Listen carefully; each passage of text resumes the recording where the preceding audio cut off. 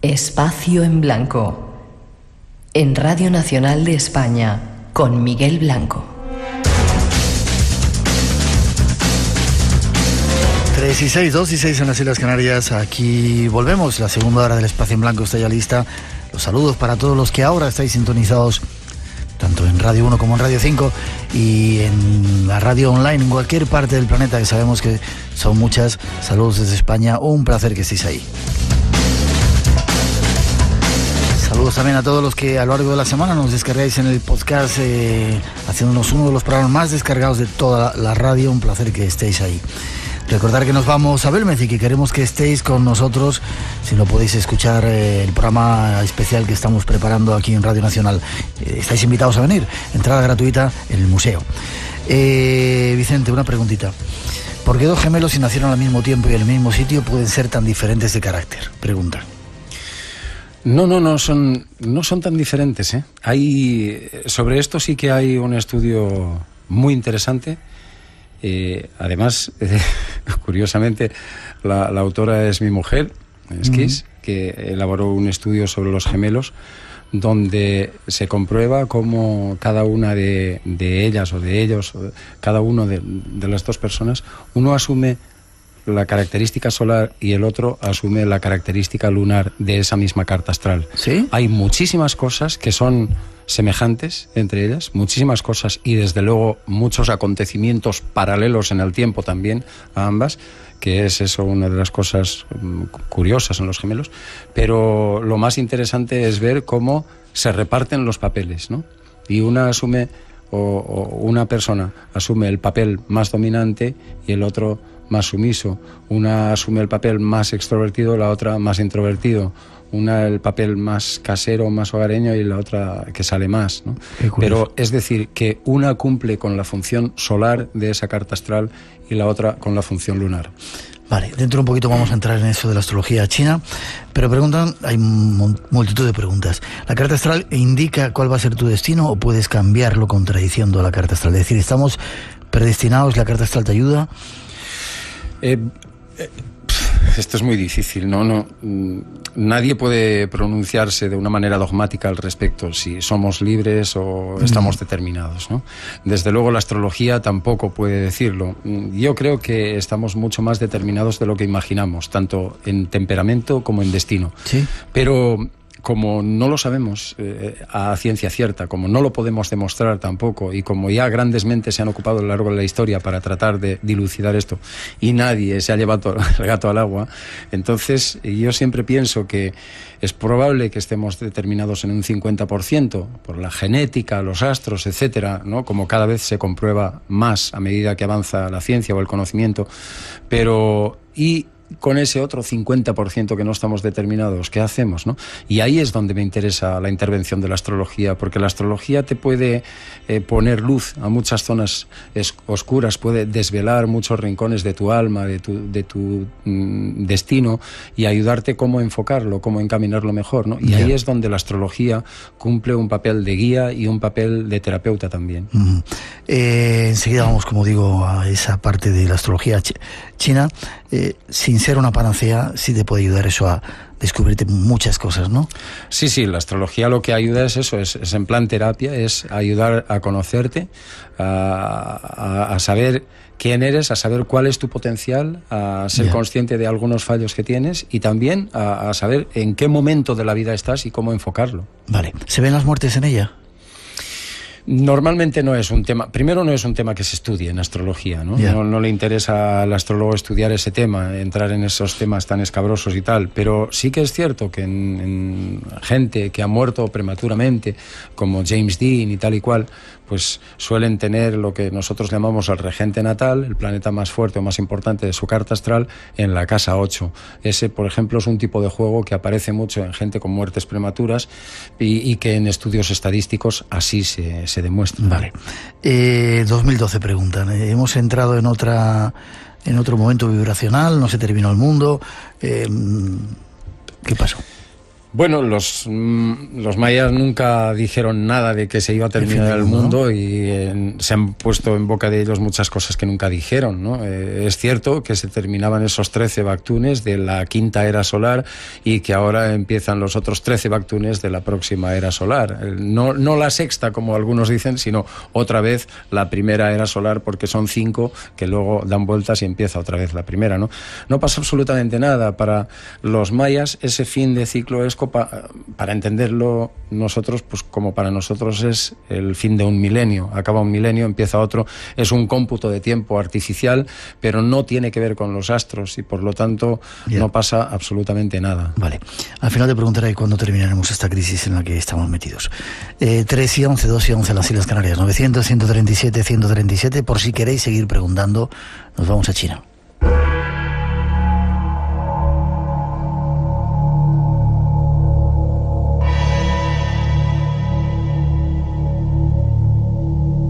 La astrología china, a diferencia de la nuestra, no basa sus estudios en el movimiento solar, sino que por el contrario, todos los cálculos son hechos de acuerdo a los ciclos lunares, de ahí el nombre de año lunar.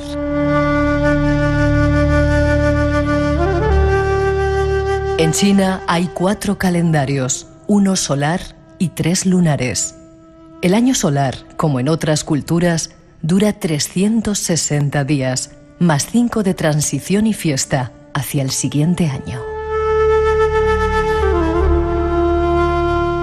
El año lunar consta de 12 lunas nuevas, con una adicional añadida cada 12 años, por lo cual las celebraciones de fin de año nuevo chino nunca caen en la misma fecha.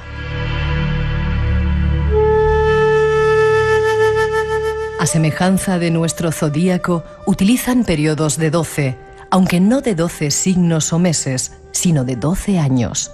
Cada año de este ciclo está representado por un animal, cuyos signos se siguen unos a otros siempre en el mismo orden. El animal, de acuerdo a los astrólogos chinos, representa un factor determinante en la vida de las personas nacidas durante ese año, tanto en su carácter como en su destino.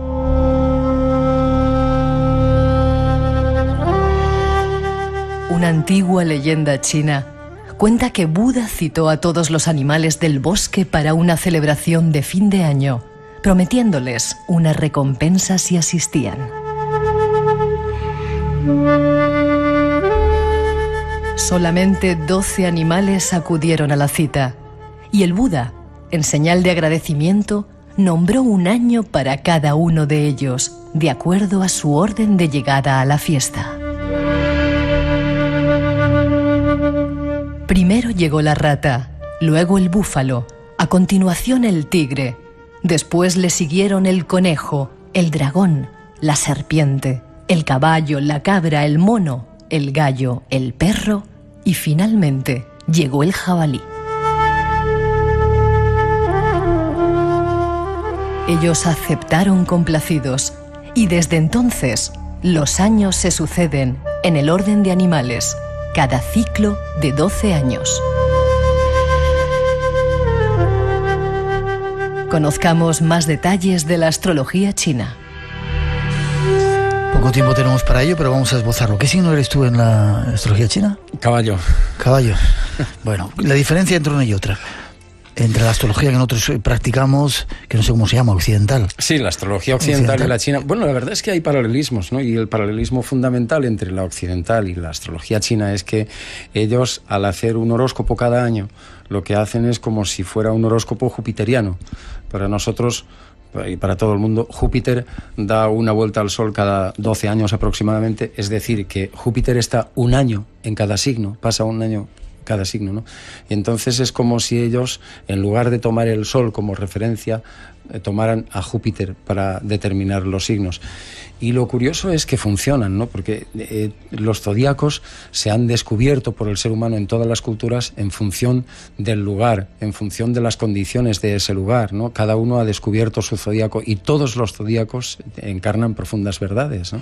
Y es muy interesante cómo el horóscopo chino puede desvelarte caracteres que son muy alucinantes, que te puede dar el chasis de tu personalidad, el esqueleto básico en 4 pinceladas, como pintan los chinos con esas caligrafías tan espectaculares, pues es muy interesante cómo se describe la personalidad, ¿no? ¿Puede ser un complemento de la astrología occidental o te descubre más cosas? Sí, puede ser un complemento. No, porque la astrología... Bueno, hay que tener en cuenta que primero sí puede ser un complemento.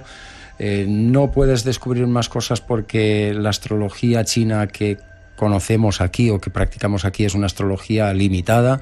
La gente, por ejemplo, que cree que el horóscopo de aquí o la astrología de aquí es solo Aries, Tauro, de tal, los signos, se equivocan. La astrología va mucho más allá. Pues en China pasa lo mismo. En China los astrólogos chinos hacen un tipo de astrología que es compleja, que es difícil, bueno, no es tan compleja, hay que estudiarlo como todo, pero que no se limita únicamente a los 12 signos, va más allá.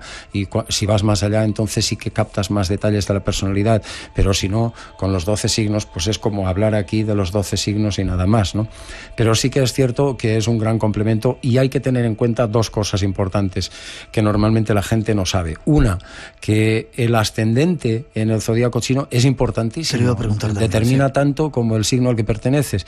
Y ahí va muy claramente marcado por horas, ¿no? Según la hora que se ha nacido. Y otra, los elementos. Los 5 elementos chinos son absolutamente fundamentales y solo ellos, de por sí, saber a qué elemento perteneces, ya te da unas pautas que te deja boquiabierto. Ya. ¿Cada animal pertenece a un elemento?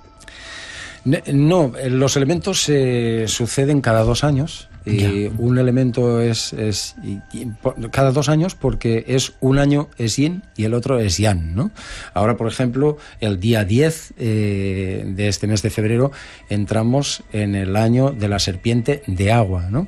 Entonces, después de 2 años de agua, ya se pasa al metal. Y así va cambiando. Después del agua viene la madera, perdón. Y así van alternándose los 5 materiales, pero cada década se completan y vuelve a empezar la siguiente década otra vez y se siguen turnando 2 años cada elemento. Una de las cosas que a mí me llamó la atención la primera vez que fui a Asia era que en todos los sitios había astrología. Mucho más que aquí en nuestro mundo, ¿no? Ellos siguen siendo muy fieles a esa tradición. Muchísimo más. De hecho, apuntabais lo de si los calendarios son lunisolares, son lunares, son solares y tal, ¿no? Este es un calendario lunisolar, porque el calendario chino, el zodíaco chino, cambia todos los años en enero o febrero. ¿Por qué? Porque cambia siempre cuando se produce la conjunción del Sol y la Luna, o la luna nueva, es lo mismo, en el signo de Acuario. Ese es el momento que este año se producirá el 10 de febrero, y este es el momento que determina el cambio del año chino. Por lo tanto, es un calendario lunisolar. Pero es cierto, allí la gente lo utiliza tantísimo que, de hecho, no ha habido manera de quitarlo de la sociedad. La sociedad sigue rigiéndose. Si un occidental, tú vas allí a China y le preguntas a alguien su fecha de nacimiento, te hablará en plan occidental. Pero entre ellos, cuando se preguntan la fecha de nacimiento, se dan los datos en plan del horóscopo chino. ¿Sí? Se hablan de otro calendario, ¿no? Y es decir, está tan arraigado en las costumbres sociales y para las festividades y demás que no ha habido manera de eliminarlo y sigue dominando muchos de los rituales para la sociedad china. De hecho, pues para marcar bodas, para iniciar negocios, para inaugurar edificios, etcétera, etcétera. Ya. Quizá la última pregunta. Quizá la astrología ha sido, es la heredera de un saber que se remonta al principio de cuando el universo nos hablaba y a los poderosos de los diferentes tiempos no les interesa que eso se siga manifestando, que esté a la luz y por eso se meten con ello, etcétera, etcétera. No lo sé, Miguel. Yo creo que el ser humano hay muchas cosas que también se complica demasiado a veces, ¿no? Y que entra en polémicas y en complicaciones que no debiera. Lo bonito que es el descubrimiento y sabiendo y partiendo de la idea base de que todos somos muy ignorantes y que lo que sabemos cada uno en nuestra parcela es muy poco, ¿no? Y que lo que tenemos que buscar es el punto de unión, el nexo que nos permita aprender un poco más, descubrirnos y descubrir cuál es nuestra maravillosa conexión con el cosmos, que al fin y al cabo somos algo minúsculo en el cosmos, ¿no? Y yo creo que que estemos aquí en esta nave Tierra navegando por el espacio, somos tan afortunados de estar viviendo esto. Y a mí me parece absolutamente fascinante que haya una disciplina, una rama del saber como la astrología, que se interese por ver cómo vibramos con los astros y cuáles son nuestros ciclos y las determinaciones que hay de ellos hacia nosotros y de nosotros hacia ellos.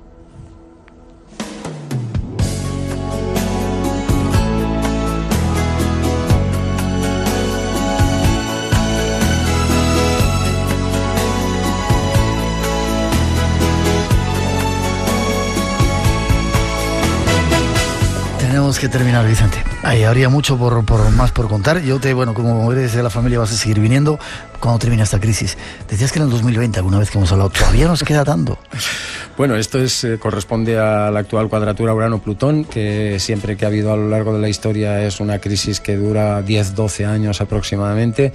La última más parecida a esta fue la de los años 30, precisamente, con la misma cuadratura Urano-Plutón, que coincidió con la crisis de Wall Street, que la gente se tiraba por las ventanas y demás, y fue una década absolutamente dolorosa. Pero también es cierto que las grandes crisis están para remontarlas. Los mismos planetas nos enseñan que todo es cíclico y lo importante es surfear esta crisis de la mejor manera posible, tratar de aprender de ella y de mejorar como individuos y como sociedad, como raza, ¿no?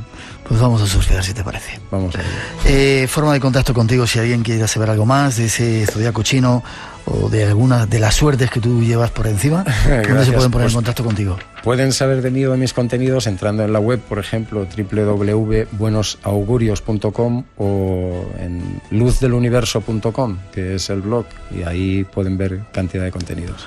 Ha sido un placer. Espero que vuelvas al programa. Me estaba acordando ahora, ¿sabes? Este señor se estaba bañando en un río al lado del mar en Costa Rica, disfrutando como un niño pequeño pegando gritos. Y tú también, Miguel. Que sigamos haciendo esas aventuras. Sí, señor. Fuerte Muchas abrazo. Gracias. Muchas gracias. 3:23, 2:23 en las Islas Canarias. Algo de información acerca del próximo programa y vamos a meternos en casos de abducciones que ponen los pelos de punta, ya veréis.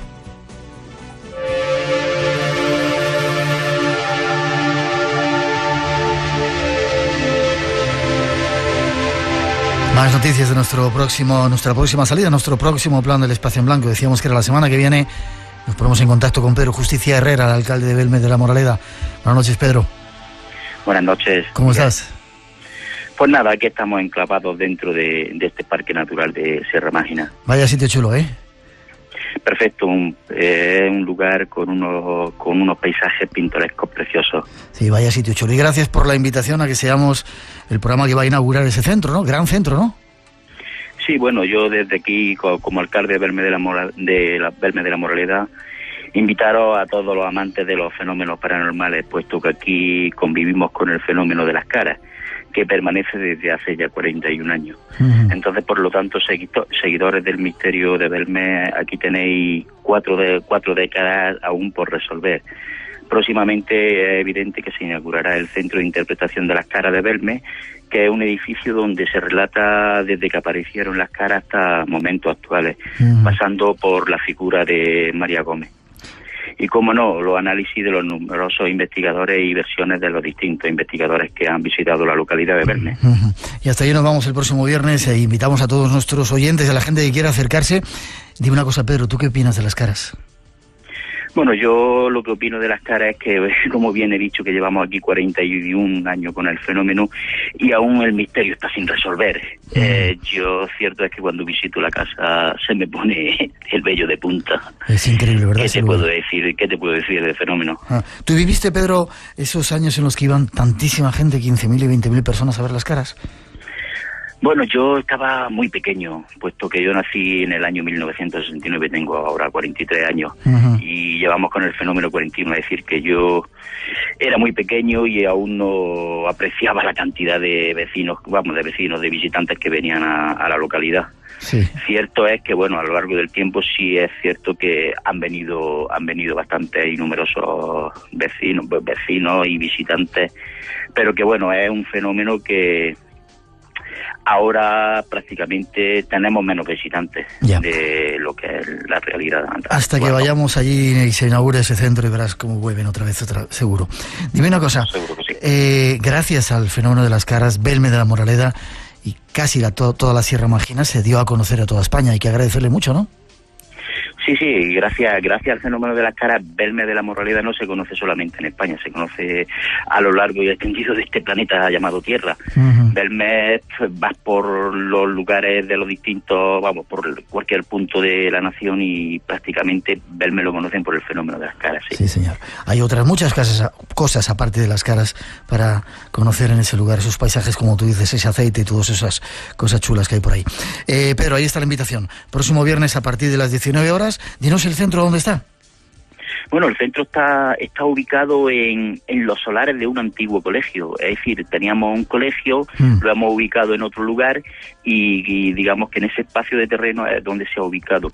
Tenemos un parque, el Parque de la Cultura, que la llamamos en homenaje a todos los alumnos y profesores que han estado en el centro. Y está enclavado en el Parque de la Cultura. Parque de la Cultura. Cualquier persona que quiera ir por allí, estáis invitados, entrada libre, viernes 8 de febrero a partir de las 19 horas, el espacio en blanco con un montón de invitados va a estar ahí. Y luego viene el presidente de la Diputación a inaugurar el centro, ¿verdad? Sí, se le ha hecho, como Diputación tiene también su aportación en el centro de interpretación, se le ha hecho extensiva la invitación y claro, el presidente de la Diputación, Francisco Reyes Martínez, no ha dudado en estar ese día en el lugar. Perfecto, pues yo te agradezco, Pedro, que nos hayas elegido a nosotros para ir a hacer ese programa que va a ser histórico sin duda.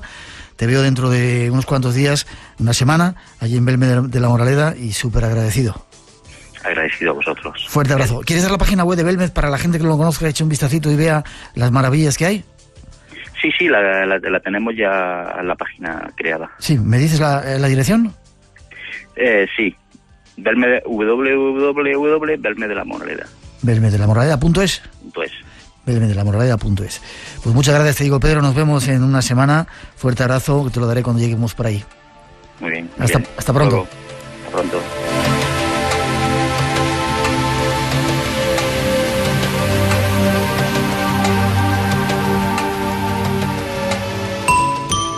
Stanley Kubrick, Soledad Puertolas, Antonio Carlos Jobim Forges, 6 grados de separación. Audrey Hepburn, Henry Mancini, Mahatma Gandhi. Con Paula Ayer. Es lo que algunos llaman la teoría del pequeño mundo. Alguien conoce a alguien que conoce a alguien que a su vez conoce a alguien. 6 grados de separación. Buscamos a ese alguien. La madrugada del domingo a las 4 en Radio Nacional. Solo hacen falta 5 intermediarios.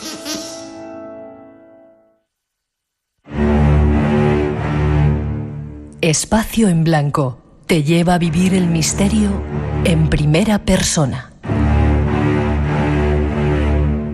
Desde Belmez de la Moraleda te invitamos a seguir ese inquietante misterio de las caras de Belmez. Su historia, los testigos, las investigaciones, las voces del más allá. Será un programa único que no puedes perderte. Aquí, en Radio Nacional, dentro del Espacio en Blanco.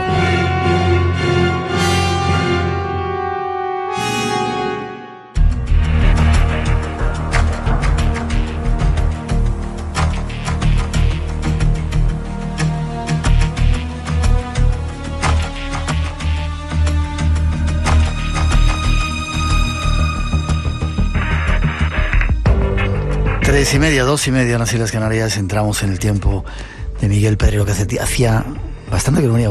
Buenas madrugadas, Miguel, ¿cómo estás? Muy buenas. Dices que no has estado en Belmez. Jamás he estado en Belmez.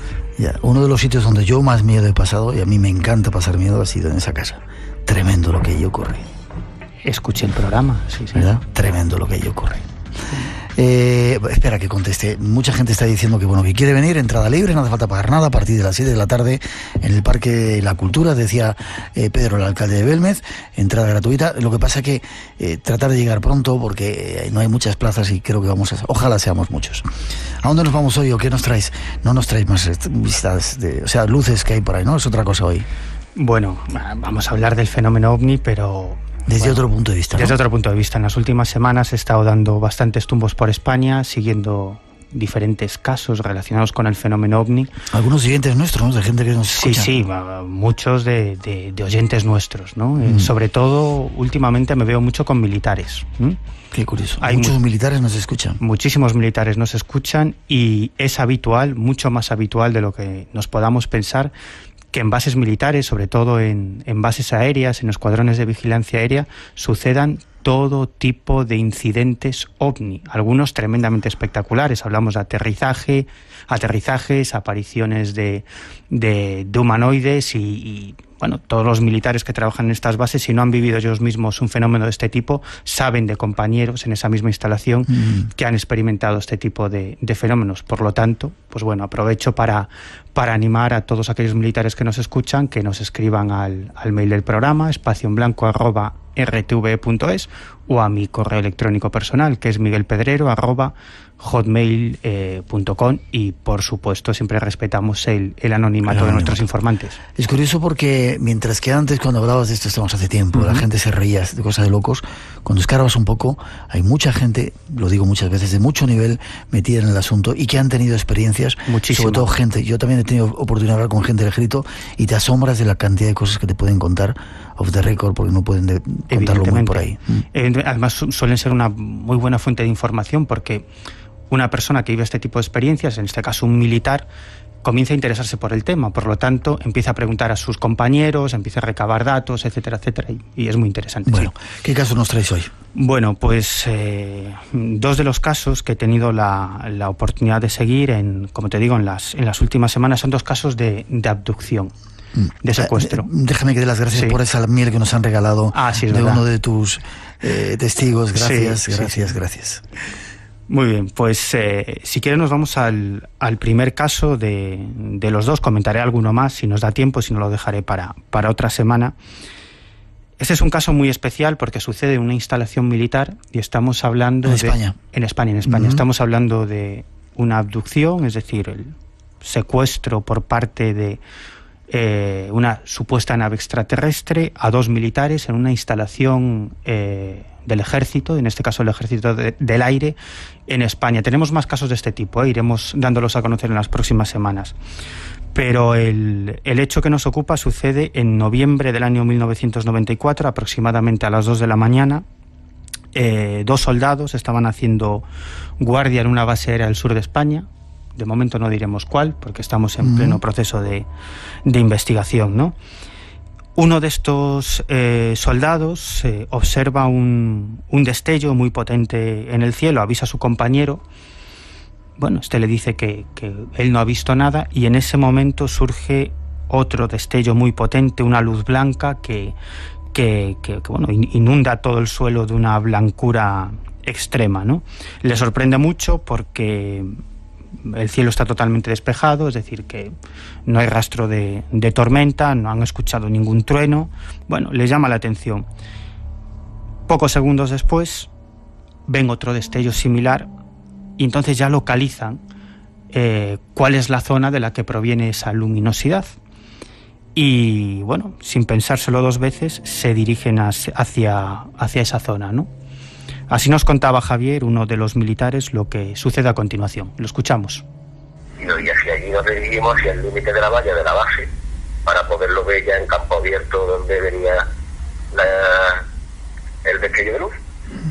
Y bueno, y una vez ya mirando el horizonte nocturno, vamos, lo que se puede divisar en la oscuridad medio en campo, vimos esa misma luz. La vimos claramente, empezó como una especie de esfera, un tamaño normal, vamos, sí, comparable como la luna, podríamos decirle, pero con una luz que emitía, que lo dejó todo en blanco, todo lo volvió blanco, y desapareció la luz. Pasó otra luz, y entre esa luz, la primera esfera blanca y la siguiente esfera blanca, hubo una distancia por lo mejor de unos 20 centímetros y ya no la volvimos a ver. Dos esferas, sí, militares acostumbrados un poco, bueno, a ver cosas, o estar ahí. Fíjate que, como muchos otros casos de este tipo, da la sensación de que es una escena con un principio y un final, es decir, que falta algo en el medio, es decir, ellos ven una esfera que emite un potente haz de luz hacia ellos y luego observan esa misma esfera pero ya desplazada, sin embargo no han visto el desplazamiento, ¿no? Eso ya les inquieta, eso ya les parece extraño. Bueno, esta esfera desaparece y es entonces cuando se llevan la gran sorpresa. Escuchamos. Mi compañero y yo, pues alucinados con el asunto, pues comentamos, tío, esto ha sido increíble, esto que hacemos lo comentamos allí, porque claro, esto no es una cosa que tú vayas después tampoco comentándolo. Le dije al compañero, digo, mira tío, seguimos con la guardia y vemos después qué es lo que hacemos, y se lo comentamos allí a los cuerpos guardia. Claro, también éramos militares, ¿no? Aunque sea de estos de reemplazo, pero éramos militares y estábamos allí, que no sabíamos si teníamos que darle parte al comandante o no dárselo. Claro, miramos el reloj y nosotros teníamos que haber terminado la guardia a las 3 de la mañana aproximadamente a las 3 de la mañana, y eran las 5.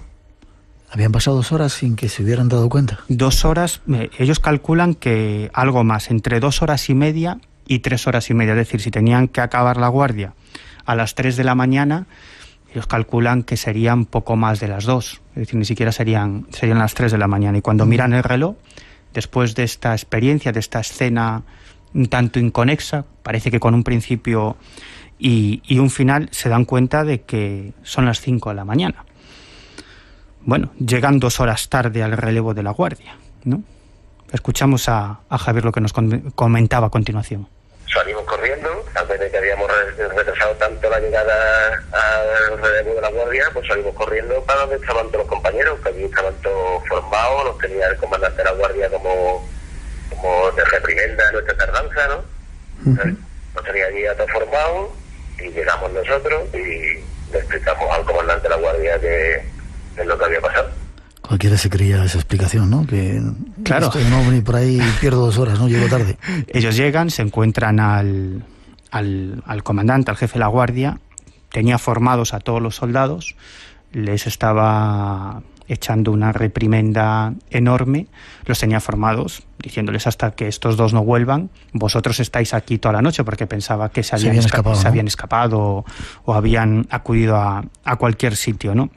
Ellos llegan, le cuentan al mando lo que ha pasado y me decía mi informante Javier que se arrepintieron enormemente de hacerlo, porque resulta que este hombre estaba interesado en el fenómeno OVNI y lo estuvo toda la noche en la pista de aterrizaje de la base aérea mirando hacia arriba por si volvían a aparecer los OVNIs, ¿no?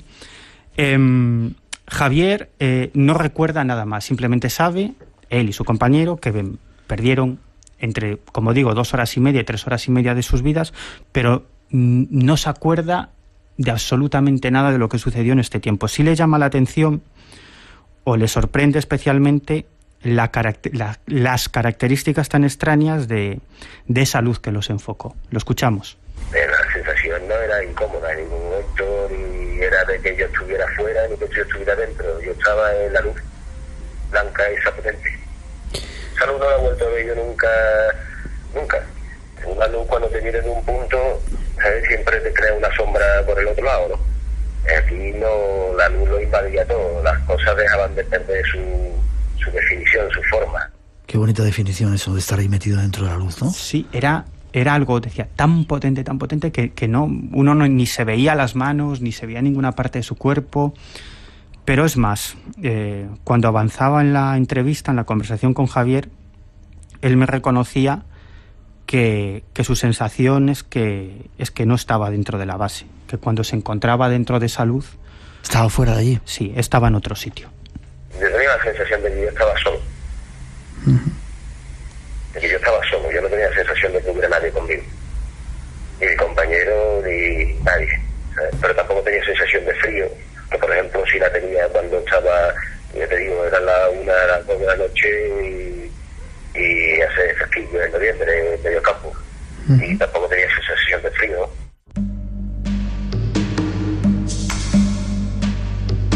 Enigmas,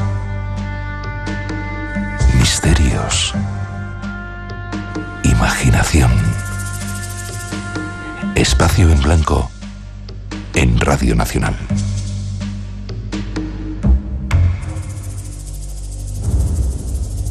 Es curioso, Miguel, porque casi todas las experiencias de abducciones tienen este tiempo, ¿no? Hay algo que se pierde ahí en medio, Sí.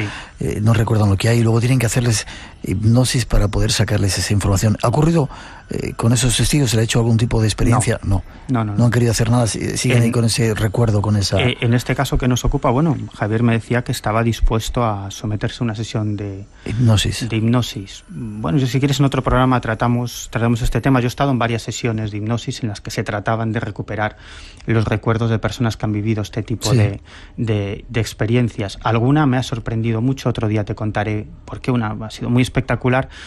Bueno, yo no sé qué validez puede tener esto, porque ¿qué es lo que recuerda a esa persona? ¿Lo que ha vivido realmente? ¿O ahí mezcla sus miedos, sus ansias, sus expectativas? ¿Quién sabe? Me vas a contar ahora otro caso, ¿no? El caso del camionero ese que me has contado tan increíble. Sí. Déjame que saludos a la gente que ahora está trabajando, que va con el transporte de acá para allá, que están en las carreteras. Atentos, sobre todo ellos, los que están en las carreteras. Saludos a toda la gente que trabaja aquí y nos acompaña en Radio Nacional. Y además Alonso, que así llamaremos al nombre ficticio, al protagonista de la siguiente historia, nos está escuchando seguro. Más que nada porque acabo de hablar con él hace unos minutos. Pues saludos para él. Y bueno, nuestro protagonista, como digo, vive en una localidad del Levante español. Se encontraba a los mandos de su camión cuando sucedió esto, que fue en agosto del año 2011. Conducía más o menos a la altura del kilómetro 300 de la AP7, ¿no? Una vez pasada la central nuclear de Vandellós. Hacia Tarragona, ¿no? Sí. Y de pronto observa a su izquierda, tan solo a unos 20 metros de distancia donde se encontraba, una bola azul de gran tamaño. Semejaba que algo de color blanco o blanquecino se movía en su interior. Esta esfera avanzaba unos 3 o 4 metros del suelo e iba siguiéndolo, ¿no? De vez en cuando Alonso miraba a su izquierda para ver si seguía allí esta extraña bola luminosa. Durante 4 o 5 kilómetros estuvo siguiéndolo. ¿Te imaginas la sensación? Supongo que lo estarán sintiendo la gente que está conduciendo por ahí por la noche, ¿no? De ver una luz que te va siguiendo por la noche en una carretera donde no habría mucho tráfico, supongo, ¿no? Ningún coche. Acongojante. Y además esta es otra característica de este tipo de casos. Que de repente no hay nadie, ¿no? Es como si el tiempo se hubiera parado. Efectivamente, como si eso estuviera allí. Solamente para él. Solamente para el elegido, para el testigo o los testigos, ¿no? Ya. Esta luz, me comentaba Alonso, que a veces descendía. Claramente se veía que estaba detrás de unos árboles, a veces de una arboleda, porque se veía cómo iba pasando por detrás de esos árboles, y en un momento determinado observa una niebla un tanto extraña en medio de la carretera, ¿no? Se introduce con su camión en esta niebla. Al principio era clara y luego ya mucho más espesa. Es en ese preciso instante cuando pierde totalmente el conocimiento. Y lo siguiente que recuerda es verse en una estancia muy extraña, en la que todo era luz, era como si las paredes desprendiesen luz. Él estaba tumbado en algún sitio, quizás en una especie de camilla, y a su derecha había 2 seres de aspecto humanoide, muy altos, y a su izquierda otro de las mismas características, pero muchísimo más bajo, ¿no?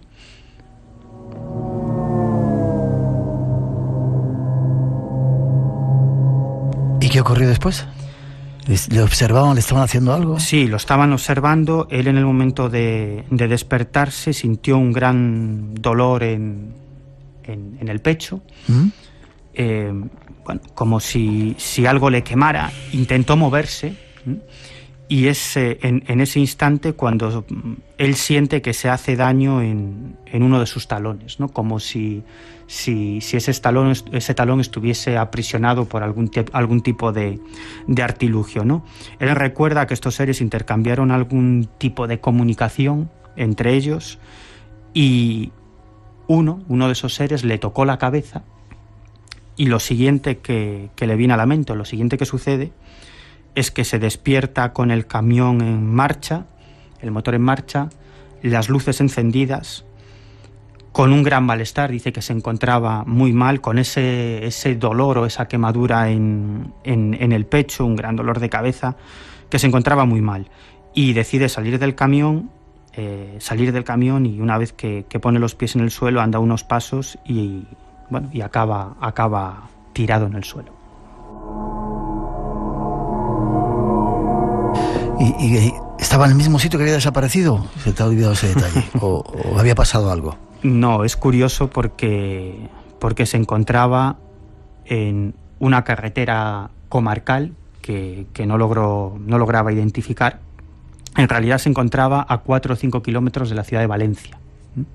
Es decir, que estaba a unos 200 kilómetros de distancia. ¿Donde había ocurrido la experiencia? Sí, del punto donde observó el ovni y esa extraña neblina. Además es curioso porque el tacógrafo no registró nada. No registró ese salto espacial, esos 200 kilómetros recorridos, ¿no? Bueno, el caso, como te digo, es que acaba tirado en el suelo. Pasa otro camionero que para, ve en qué situación se encuentra y avisa a la ambulancia y a la Guardia Civil, ¿no? Este hombre acaba en un hospital de Valencia, en el servicio de urgencias. Allí le hacen todo tipo de pruebas, le ofrecen una serie, o le aplican una serie de tranquilizantes, y lo único que descubren es que tiene los linfocitos muy altos, exageradamente altos. Su nivel de linfocitos es exagerado, ¿no?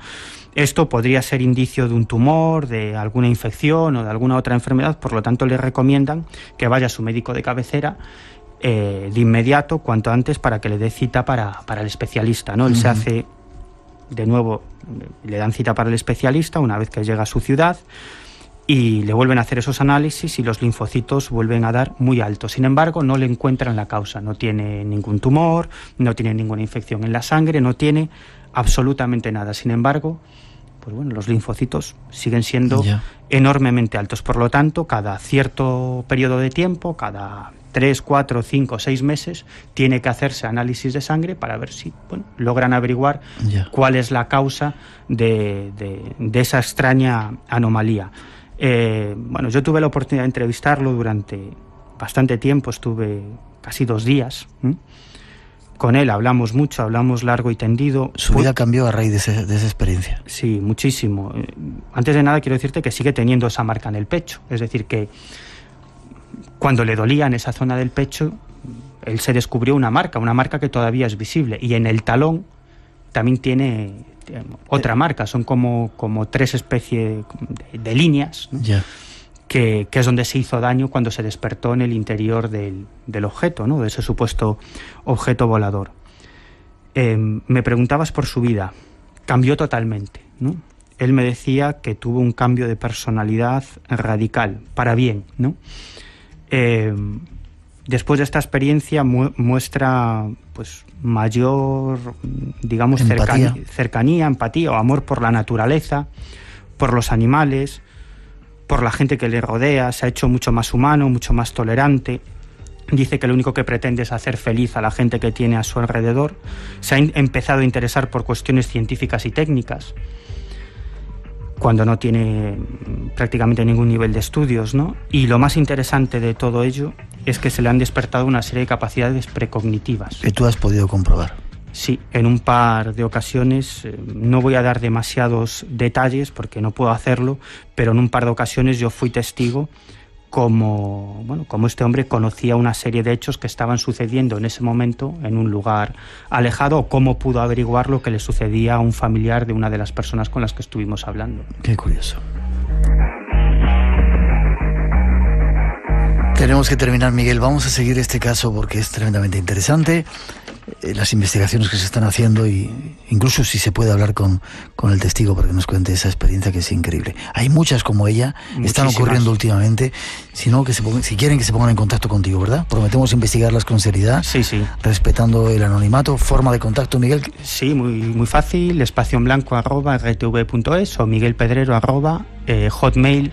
.com. Estamos dispuestos, como digo, a investigar todo este tipo de casos y siempre que podamos desplazarnos al lugar de los hechos para hablar personalmente con los testigos.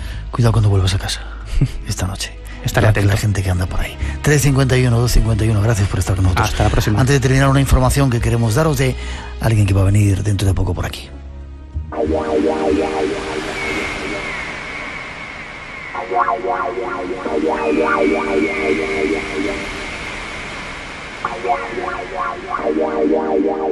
Habíamos dejado de hacerlo, pero muchos de vosotros nos pedís que os mantengamos informados de las actividades que se dan en este mundo nuestro, sobre todo con algunas de las invitadas favoritas que tenéis. Nos vamos hasta Madrid para hablar con Iván Paredes. Buenas noches, Iván. Buenas noches, Miguel. ¿Cómo estás? Muy bien. Qué bonito lugar tienes, ¿eh? Sí. Me debes un masaje, ¿no? Creo. Masaje, acupuntura, lo que quieras. Vale, pues ya me dejaré mimar algún día por vosotros. Muy bien. Creo que tenéis la sorpresa de que va Paloma Cavadas dentro de poco por ahí. Pues sí, el día 14 de febrero vamos a hacer una conferencia taller. Sí. Una presentación de libro y acabaremos firmando libros también.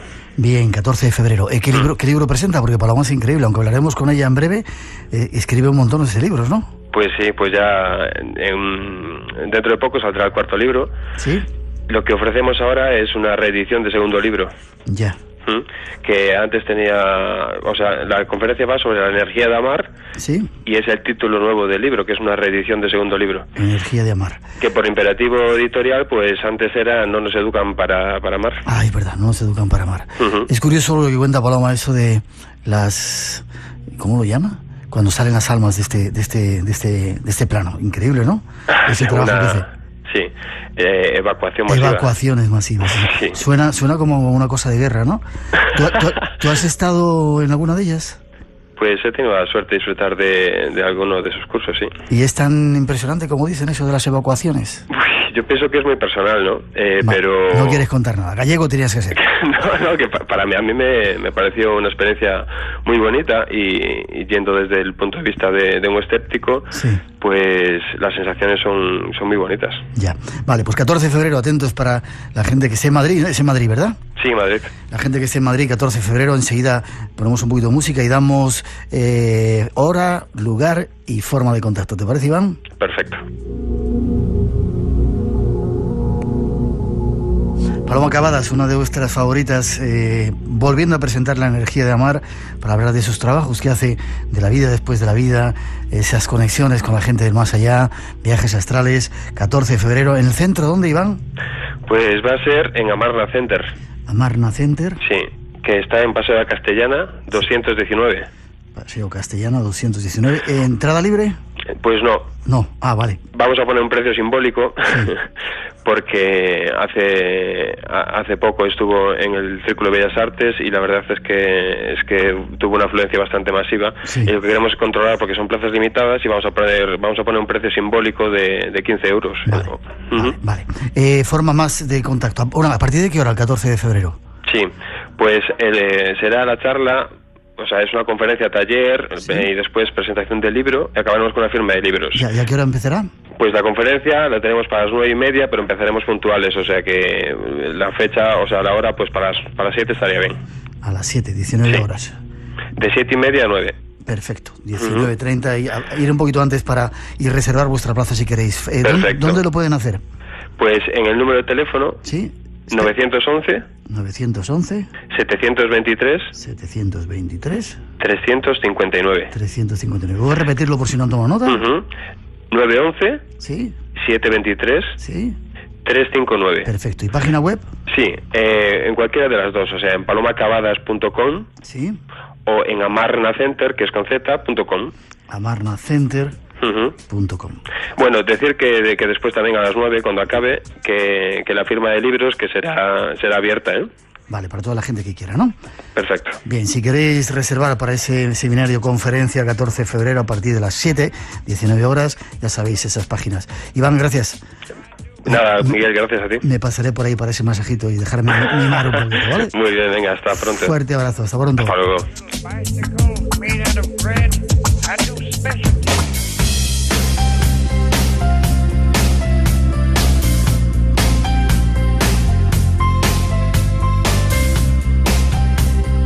terminamos por ahora mandando saludos a ese montón de personas que están escuchándonos fuera de nuestra frontera. La familia Ruiz, desde Costa Rica, españoles que nos escuchan en el podcast, va por vosotros el saludo. Ha sido un placer pasar este tiempo juntos. La semana que viene la cita en Belmez de la Moraleda a las 19 horas en el Museo de las Caras de Belmez. Es la cita si queréis estar viendo y sintiendo en primera persona el misterio. Entrada gratuita, ir prontito si queréis para compartir el programa juntos. Vais a escuchar también algunos sonidos, dicen, de los muertos, así que no os lo perdáis. Los ganadores en este concurso que teníamos: 5 libros del Zodíaco Chino para José María Aragón de Murcia, Miguel Medina de Almería, Reyul Romero en el Facebook, Micaela Torres de Cantabria y Blanca Solano de Cáceres. Poneros en contacto con nosotros para mandaros, darnos la dirección y mandaros ese premio. Gracias a todos por participar. Gracias a todos los que han venido a vernos. Es un placer que hayáis estado aquí, sobre todo por los regalitos que nos habéis traído, Sadi. Gracias a nuestros técnicos, Rubén de Felipe y Margasca. Y ahora hasta las 4, con la invitación de que sigáis en esta sintonía, os dejamos con un poquito de nuestra mejor música. No faltéis a la cita el próximo fin de semana, que va a ser increíble. Gracias, feliz semana, cuidaros.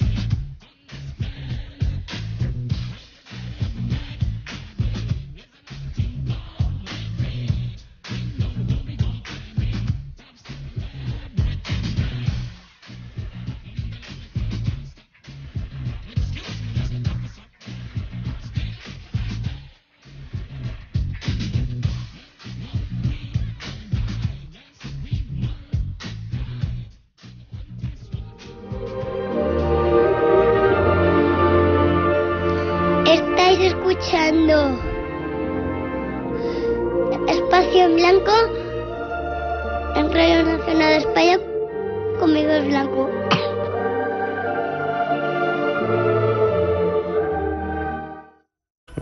Curiosas son los gemelos, pero lo más interesante es ver cómo se reparten los papeles, ¿no?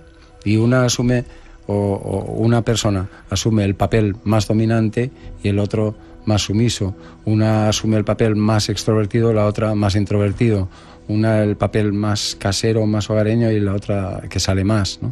Pero es decir, que una cumple con la función solar de esa carta astral y la otra con la función lunar. Vale, dentro de un poquito vamos a entrar en eso de la astrología china, pero preguntan, hay multitud de preguntas. ¿La carta astral indica cuál va a ser tu destino o puedes cambiarlo contradiciendo la carta astral? Es decir, ¿estamos predestinados? ¿La carta astral te ayuda? Esto es muy difícil, ¿no? Nadie puede pronunciarse de una manera dogmática al respecto, si somos libres o estamos determinados, ¿no? Desde luego la astrología tampoco puede decirlo. Yo creo que estamos mucho más determinados de lo que imaginamos, tanto en temperamento como en destino. ¿Sí? Pero como no lo sabemos a ciencia cierta, como no lo podemos demostrar tampoco, y como ya grandes mentes se han ocupado a lo largo de la historia para tratar de dilucidar esto, y nadie se ha llevado el gato al agua, entonces yo siempre pienso que es probable que estemos determinados en un 50% por la genética, los astros, etcétera, ¿no? Como cada vez se comprueba más a medida que avanza la ciencia o el conocimiento, pero con ese otro 50% que no estamos determinados, ¿qué hacemos, no? Y ahí es donde me interesa la intervención de la astrología, porque la astrología te puede poner luz a muchas zonas oscuras, puede desvelar muchos rincones de tu alma, y luego dan vueltas y empieza otra vez la primera, ¿no? No pasa absolutamente nada. Para los mayas ese fin de ciclo es para entenderlo nosotros, pues como para nosotros es el fin de un milenio. Acaba un milenio, empieza otro, es un cómputo de tiempo artificial, pero no tiene que ver con los astros y por lo tanto no pasa absolutamente nada. Vale. Al final te preguntaré cuándo terminaremos esta crisis en la que estamos metidos. 3 y 11, 2 y 11 las Islas Canarias, 900-137-137, por si queréis seguir preguntando. Nos vamos a China.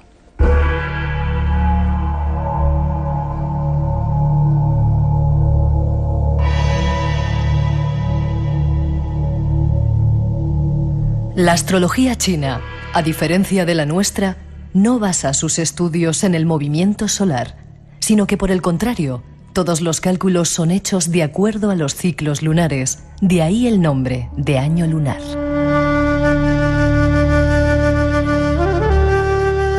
En China hay 4 calendarios, 1 solar y 3 lunares.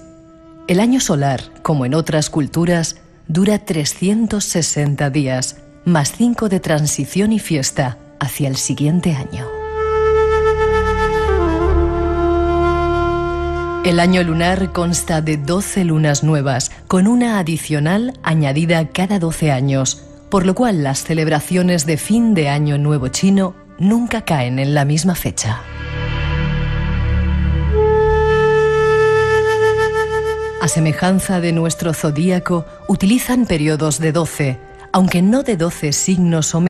Espacio en Blanco, en Radio Nacional de España, con Miguel Blanco. 3 y 6, 2 y 6 en las Islas Canarias. Aquí volvemos, la segunda hora del Espacio en Blanco está ya lista. Los saludos para todos los que ahora estáis sintonizados, tanto en Radio 1 como en Radio 5 y en la radio online en cualquier parte del planeta, que sabemos que son muchas. Saludos desde España, un placer que estéis ahí. Saludos también a todos los que a lo largo de la semana nos descargáis en el podcast, haciéndonos uno de los programas más descargados de toda la radio. Un placer que estéis ahí. Recordar que nos vamos a Belmez y que queremos que estéis con nosotros, si no podéis escuchar el programa especial que estamos preparando aquí en Radio Nacional. Estáis invitados a venir, entrada gratuita en el museo. Vicente, una preguntita. ¿Por qué 2 gemelos, si nacieron al mismo tiempo y en el mismo sitio, pueden ser tan diferentes de carácter? Pregunta. No son tan diferentes, ¿eh? Sobre esto sí que hay un estudio muy interesante. Además, curiosamente, la autora es mi mujer, Esquís, que elaboró un estudio sobre los gemelos, donde se comprueba cómo cada una de ellas o de ellos, cada uno de las 2 personas, uno asume la característica solar y el otro asume la característica lunar de esa misma carta astral. ¿Sí? Hay muchísimas cosas que son semejantes entre ellas, muchísimas cosas, y desde luego muchos acontecimientos paralelos en el tiempo también a ambas, que es eso una de las cosas de tu destino, y ayudarte cómo enfocarlo, cómo encaminarlo mejor, ¿no? Y ahí es donde la astrología cumple un papel de guía y un papel de terapeuta también. Enseguida vamos, como digo, a esa parte de la astrología china. sin ser una panacea, sí te puede ayudar eso a descubrirte muchas cosas, ¿no? Sí, la astrología lo que ayuda es eso, es en plan terapia, es ayudar a conocerte, a saber quién eres, a saber cuál es tu potencial, a ser consciente de algunos fallos que tienes y también a saber en qué momento de la vida estás y cómo enfocarlo. Vale. ¿Se ven las muertes en ella? Normalmente no es un tema, primero no es un tema que se estudie en astrología, ¿no? No le interesa al astrólogo estudiar ese tema, entrar en esos temas tan escabrosos y tal, pero sí que es cierto que en gente que ha muerto prematuramente, como James Dean y tal y cual, pues suelen tener lo que nosotros llamamos el regente natal, el planeta más fuerte o más importante de su carta astral, en la casa 8. Ese, por ejemplo, es un tipo de juego que aparece mucho en gente con muertes prematuras y que en estudios estadísticos así se demuestra. Vale. 2012 preguntan. Hemos entrado en otro momento vibracional, no se terminó el mundo. ¿Qué pasó? Bueno, los mayas nunca dijeron nada de que se iba a terminar el mundo, ¿no? Y se han puesto en boca de ellos muchas cosas que nunca dijeron, ¿no? Es cierto que se terminaban esos 13 Bactunes de la quinta era solar y que ahora empiezan los otros 13 Bactunes de la próxima era solar. No la sexta, como algunos dicen, sino otra vez la primera era solar, porque son 5 meses, sino de 12 años. Cada año de este ciclo está representado por un animal cuyos signos se siguen unos a otros siempre en el mismo orden. El animal, de acuerdo a los astrólogos chinos, representa un factor determinante en la vida de las personas nacidas durante ese año, tanto en su carácter como en su destino.